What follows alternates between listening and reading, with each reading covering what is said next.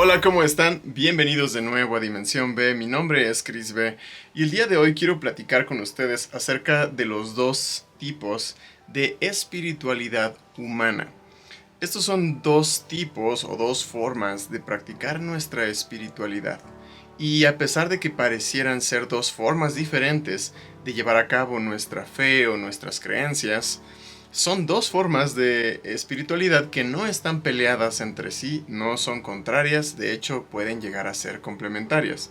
Y muchos de ustedes identificarán a cuál de estos dos tipos de espiritualidad pertenece su fe o su forma de practicarla. Y quizás algunos de ustedes identifiquen que están en medio, que han integrado ambos tipos de espiritualidad. Antes que nada, quiero recordarles que este nuevo tipo de formato, este nuevo tipo de video, los estaremos subiendo entre semana aquí en Dimensión B. Les agradecemos muchísimo a todos aquellos que nos han comentado que les ha agradado esta nueva forma de grabar, que es mucho más natural, mucho más fluida, mucho más personal también.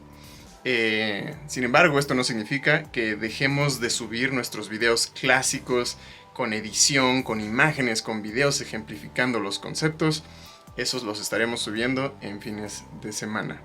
Pero bueno, vamos a arrancar con este tema. ¿Cuáles son estos dos tipos de espiritualidad? El primer tipo de espiritualidad humana, o la primera forma que quiero describir, es la espiritualidad concreta. Estas personas que poseen más el tipo de espiritualidad concreta son personas que prefieren dirigirse a la divinidad con un nombre específico, con un rostro quizás. También quizás para estas personas que practican la espiritualidad de una manera más concreta, también requieren estar dentro de un templo, dentro de una iglesia, estar dentro de una zona la cual los haga sentir que se encuentran en un espacio sagrado. Esta es una manera de practicar la espiritualidad con aspectos, conceptos, figuras, imágenes que le ayudan a la persona a entrar en ese estado espiritual. La espiritualidad concreta es básicamente la forma en la cual podemos practicar nuestra espiritualidad a través de herramientas que son palpables o tangibles. Por ejemplo, las personas que se encuentran en el tipo de espiritualidad concreta serían personas que son muy devotas a su espiritualidad a través de una religión. Por ejemplo, una persona que requiere de ir a la iglesia para hablar con la divinidad o para que le hablen de ella, sería una persona que practica más concretamente su espiritualidad. Por ejemplo, una persona que requiere hablarle a la divinidad a través de una figurita de la Virgen de Guadalupe, por ejemplo, o en el caso de que la persona pertenezca al hinduismo, por ejemplo, una figura de Krishna. Estas son formas de practicar la espiritualidad de una manera muy tangible y muy apegada a lo que es el mundo físico, y esto es algo positivo para muchas personas. Realmente no importa la religión a la que pertenezca la persona. En todas las religiones encontraremos personas que practican más el tipo de espiritualidad concreta y otras personas que practican más el tipo de espiritualidad que es la abstracta. En un momento más entraremos a este tipo abstracto de espiritualidad.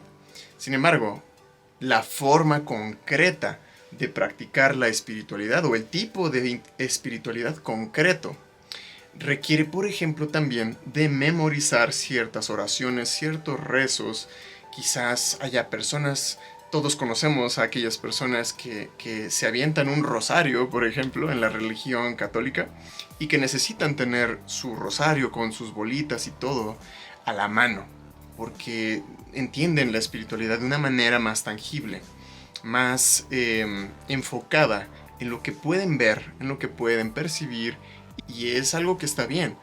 Ahora, el reconocer estos dos tipos de espiritualidad, la concreta, que es de la que estoy hablando en este momento, y la abstracta, nos va a ayudar a entender al otro, a tener más empatía con aquellas personas que quizás no practican nuestra fe o no practican nuestra forma de ver a Dios o a la espiritualidad. Sin embargo, el hecho de entender que estas personas son más concretas en su forma de espiritualidad, o estas personas son más abstractas, puede ayudarnos a entender que la otra persona no se encuentra en contra de mis creencias, o de tus creencias, o de las creencias de quien sea, sino que más bien tiene su forma propia de entender la espiritualidad, y eso puede generar más empatía, menos juicio, menos señalamiento de lo que está mal y lo que está bien.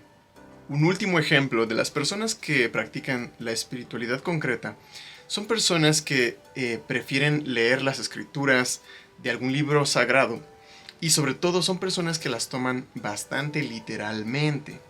Que si el mundo fue hecho en 7 días, entonces habrá personas que en serio hayan integrado esta creencia. Y esto está bien, aunque sea simbólico para otras personas. Al final, la espiritualidad debería unificarnos, debería unirnos, debería hacernos más conscientes, más empáticos con el otro, más misericordiosos. Vaya, tener mucho más contacto con el prójimo, ¿cierto? El amarnos los unos a los otros. ¿Cuál es el otro tipo de espiritualidad del que les quiero hablar? Esta espiritualidad, o este tipo de practicar nuestra espiritualidad, es más abstracta. ¿Qué es aquello que está considerado abstracto? Lo abstracto es aquello que podemos más o menos imaginar, que no tiene una manera única de representarse en el mundo físico. Es decir, si yo les pido que por favor imaginen una naranja, muchos se van a imaginar una naranja en un espacio en blanco, otros se imaginarán la naranja directo en el árbol, en el naranjo. Otras personas se la imaginarán en lo que es una canasta de frutas. Algunos se imaginarán la naranja más amarilla y otros más naranja, valga la redundancia. Al final todos estamos imaginando la naranja, pero cada quien tiene su manera propia de visualizar esta naranja, y esto se le puede calificar abstracto, porque es el mismo concepto, pero no tiene una manera tan específica de representarse. Entonces, las personas que practican su espiritualidad de una manera más abstracta son personas que pueden, digamos, hablarle a la divinidad, hablarle a Dios, o sentirse en contacto con esta divinidad, con Dios, con la creación, sin necesidad de ponerle un nombre o un rostro. Es una manera de hablarle a Dios e imaginarlo o visualizarlo, o visualizarla, como una energía, como una emoción, como una sensación, una energía que siente, que se comunica de algún modo. Una energía benévola y de luz.